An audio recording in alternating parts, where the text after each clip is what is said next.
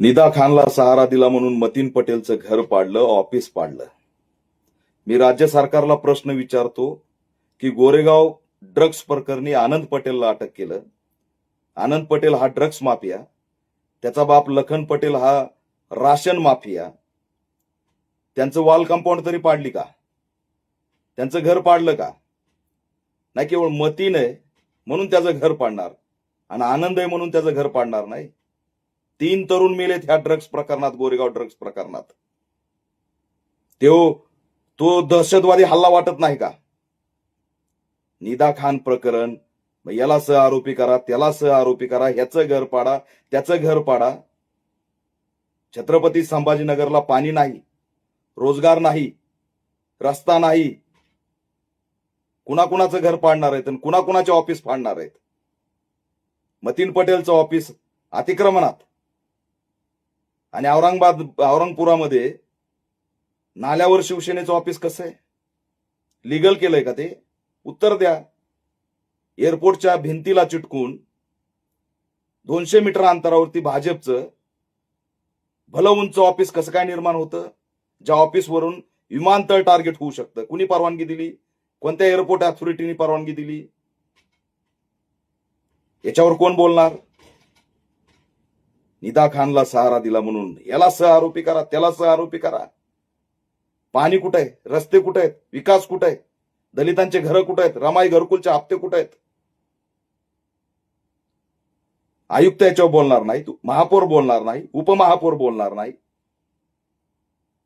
या छत्रपती संभाजीनगर मतीन पटेलचं घर बुलडोजरनी पडलं, निदा खान इथं राहिली, ह्याच्या काय बातम्या बनवल्या जात आहेत का? विदेशातल्या कंपन्या इथं उद्या इंटरेस्ट घेतील? कंपन्या आहेत त्या निघून जातील. काय वातावरण तयार करतोय? शहराचं वातावरण हे सौहार्दाचं, सलोख्याचं, हे दाखवण्याची जबाबदारी कुणाची आहे? महानगरपालिका करतय काय? मटके विकणाऱ्या कुंभाराला मटके फुडू फुडू हाकलून देताय, त्याच्यासाठी बाजारपेठ उभा करावी असं तुम्हाला वाटत नाही? मतीन पटेल, निदा खान आतंकवादी. संजय दत्त कोण होता? संजय दत्त आतंकवादामध्ये अटक झाला नाही का? टेररिस्ट नव्हता का? मग संजय दत्तला कुणी मदत केली? कुणी मदत केली संजय दत्तला? संजय शिरसाटांनी उत्तर द्यावं. कुणी वाचवलं संजय दत्तला? त्यावेळेस सह आरोपी करण्याची भाषा कुणी केली का? ठिकाण्यावर या. कायदा व सुव्यवस्था बिघडलाय, भयभीत झालेत लोक, शहरात पूर्ण कायदा सुव्यवस्था उद्ध्वस्त झालाय. त्याला झाकण्यासाठी मतीन पटेल.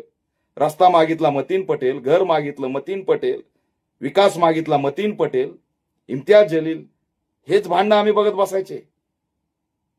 कळत नाही का आम्हाला? शहरवासियांनी सतर्क व्हावं आणि यांच्यापासून सावध व्हावं. हे दिशाभूल करतायत, दुसरं तिसरं काही नाही. पाणी नाही, विकास नाही, रोजगार नाही, रस्ते नाहीत. ते द्या. त्यासाठी तुम्हाला बसवलंय महापौर, उपमहापौर. धर्माचे ठेकेदार म्हणून बसवलेलं नाही. लोकांनी हे सहन करू नये. या सगळ्यातून शहरच उद्ध्वस्त होणार आहे, दुसरं तिसरं काही नाही. मतीन पटेल, निदा खान हे काय आमच्या शहराचे प्रश्न आहेत का? पोलिसांचा प्रश्न ते करतील, पण कायदा व सुव्यवस्था बिघडला तो कुणी राखायचा? काय चालू आहे शहरामध्ये त्याचं उत्तर कोण देणार? ही पालकमंत्र्याची जबाबदारी नाही, ही मुख्यमंत्री गृहमंत्र्याची जबाबदारी नाही.